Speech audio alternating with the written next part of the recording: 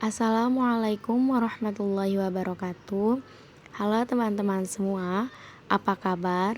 Semoga selalu sehat, selalu bahagia, dan selalu dalam lindungan Allah Subhanahu wa Ta'ala. Amin, amin ya Rabbal 'Alamin.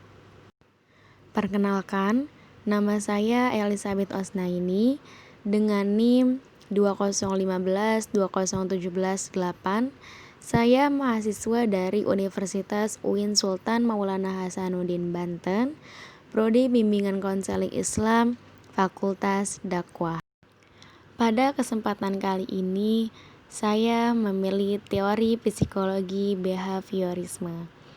Biar lebih enaknya, kita mulai membahas dari sejarah teori behaviorisme. Sejarah teori behaviorisme. Behaviorisme adalah sebuah aliran dalam psikologi yang didirikan oleh John B. Watson pada tahun 1913. Behaviorisme lahir sebagai reaksi terhadap aliran introspeksionisme dan psikoanalisis. Apa sih behaviorisme itu? Teori behaviorisme adalah teori yang berpendapat bahwa perilaku dan kepribadian seseorang dibentuk oleh lingkungan.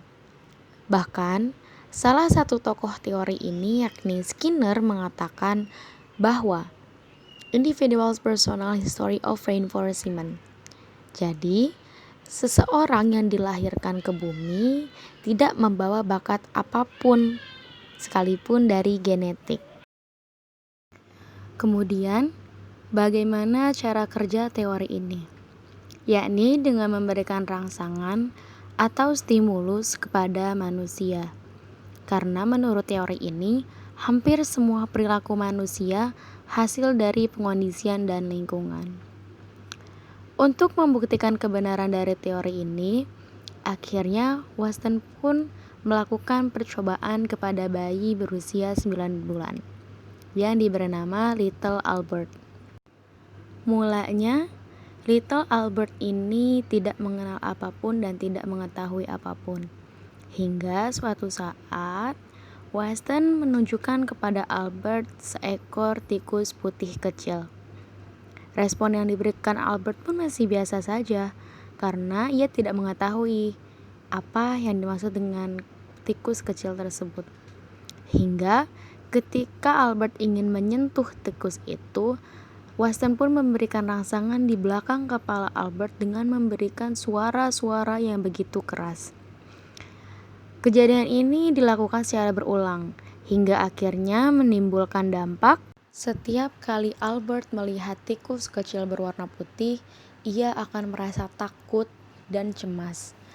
Dampak yang lebih bahayanya lagi, bukan hanya ketika melihat tikus kecil berwarna putih, melainkan benda-benda lain yang juga berwarna putih, misalnya topi berwarna putih, boneka kelinci berwarna putih, kain wol berwarna putih, dan benda-benda lain yang juga berwarna putih.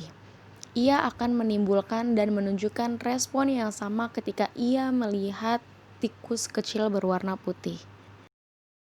Kemudian, apakah tujuan diadakannya teori ini? Yakni untuk mengganti fokus para psikologi hanya pada perilaku. Makanya terdapat kata behavior yang artinya adalah tingkah laku. Teori ini mempercayai bahwa emosi, alam bawah sadar, pikiran kita, dan semua hal yang tidak bisa dilihat secara langsung tidak bisa dijadikan dasar karena tidak bisa diobservasi. Hal ini menjadi kekurangan sekaligus kelebihan dari teori ini. Hikmah yang dapat kita ambil dari teori ini adalah sesungguhnya manusia bisa terus berubah sesuai pengondisian dan lingkungan tempat tinggalnya.